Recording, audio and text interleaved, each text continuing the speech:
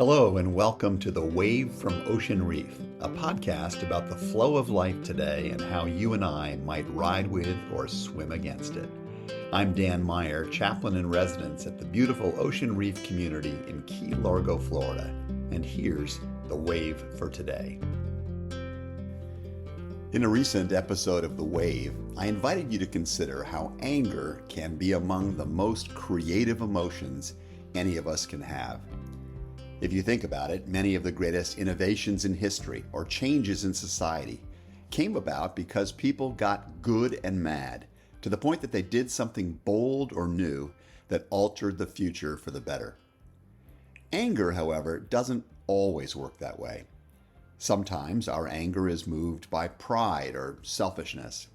We develop bad ideas about what other people owe us and what life should be giving us. The more this happens, the easier it is for anger to stop being a gift that moves us to creative action and start becoming a destructive force in our lives and the lives of those we touch. It can become what moral thinkers call the deadly sin of wrath. In his book, The Man in the Mirror, author Patrick Morley suggests that wrath often wears one of three different faces. Sometimes it's the face of a person I'll simply call Freddie Flash. Maybe you know him. It doesn't take much to set Freddie off. People in his way, sloppiness or rudeness, poor service, sudden surprises, small irritations blow out of proportion for Freddie. He gets angry often, but because his rage subsides just about as quickly, Freddie doesn't think he has much of a problem at all. But it's the frequency of his anger that makes others tiptoe around him and respect him less and less. Then there is the person I might call carry control. Carrie works hard to keep a lid on all the pressure and anxiety with which he lives. He often feels underappreciated and even bitter about that. Because he has such a long fuse, however, Carrie doesn't explode too often. When he does blow, though, he says things that sear the soul of people. Sometimes he lashes out physically, scaring his family and even himself. Where Freddie Flash may have a problem with the frequency of his anger, Carrie Control has issues with the intensity of his rage.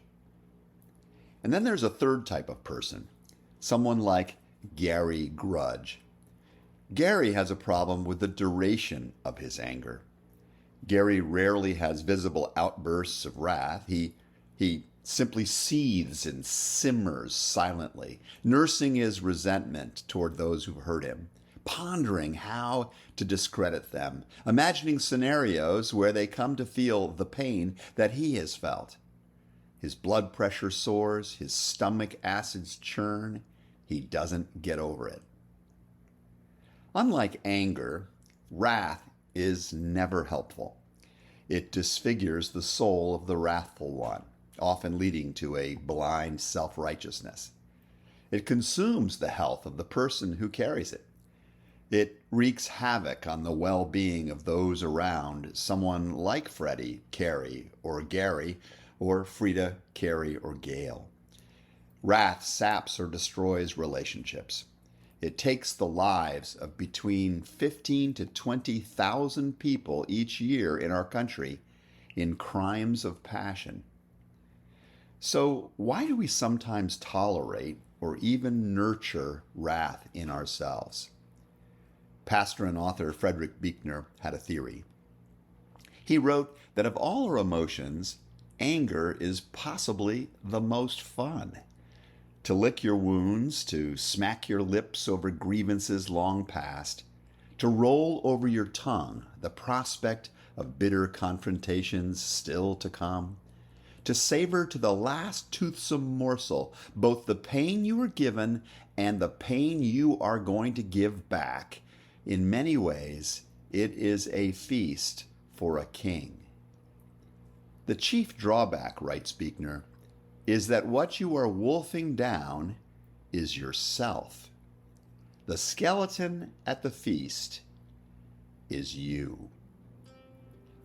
I hope you'll join me in our next episode as we think further about how to manage our anger well. That's today's Wave from Ocean Reef.